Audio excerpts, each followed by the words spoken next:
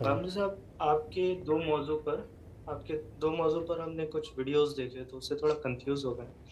سب سے پہلے تو اسلام اور ریاست اور جوابی بیانیہ کے اوپر جو 15 گھنٹے کا ویڈیو سیریز ہے، اس سے ہم نے یہ سمجھا کہ مسلمانوں کی ایک الگ ریاست ہو، خلافت ہو، یہ کوئی اسلامی فریضہ نہیں ہے۔ پھر اس کے بعد فلسطین اور اسرائیل کے موضوع کے اوپر 3 گھنٹے کا ویڈیو سیریز ہے، وہ دیکھا تو سمجھ میں آیا کہ اللہ تعالیٰ قوموں کو اس دنیا میں الگ الگ موقع دیتے ہیں، اور اس کی 3 بنیاد آپ نے بتائی۔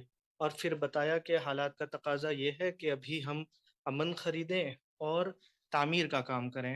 تو میرا کنفیوژن یہ ہے، یہ جو ہم تعمیر کا کام کریں گے، مسلمانوں کے لیے تعمیر کا کام کریں گے کہ ان فیوچر ہم لوگوں کو اقتدار حاصل ہو، یا پھر مسلمان ساری قوموں کے لیے تعمیر کا کام کریں گے کہ ان فیوچر ہم لوگ سب کو مل کر اقتدار حاصل کرنا ہے اور امن سے زندگی گزارنا ہے؟ اور یہ تعمیر کا کام کیسے ہوگا؟ جزاک اللہ۔ تعمیر اپنی ہوتی ہے، یعنی تعمیر کا مطلب یہ ہے کہ افراد کی حیثیت سے اور قوموں کی حیثیت سے اپنے علم کو بہتر کریں، اپنے اخلاق کو بہتر کریں۔ اس میں دوسروں کے لیے کیا کرنا ہے؟ اپنے آپ کو بہتر کرنا ہے۔ یعنی مجھے اپنی ذات کی تعمیر کرنی ہے، آپ کو اپنی ذات کی، اور قومیں بھی اسی طرح سے، ان کا بھی ایک اجتماعی وجود ہوتا ہے۔ جی، تو یہ قومیں اپنی تعمیر اگر کریں گی تو اس کا نتیجہ یہ نکلے گا کہ ان کو جزواً بھی سرفرازی حاصل ہو سکتی ہے، اور اللہ تعالیٰ کے قانون کے مطابق ان کو عالمی سطح پر بھی سرفرازی حاصل ہو سکتی ہے۔ اصول میں ہوگی نہیں ہوگی وہ ایک الگ بحث ہے، لیکن قاعدہ یہی ہے۔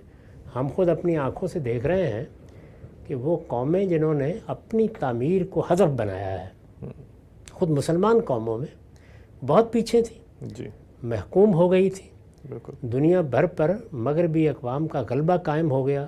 پھر یہ کہ پہلی جنگ عظیم میں انہوں نے مسلمانوں کی سلطنت کا خاتمہ کر دیا اور وہ عالمی فاتح قرار پائے۔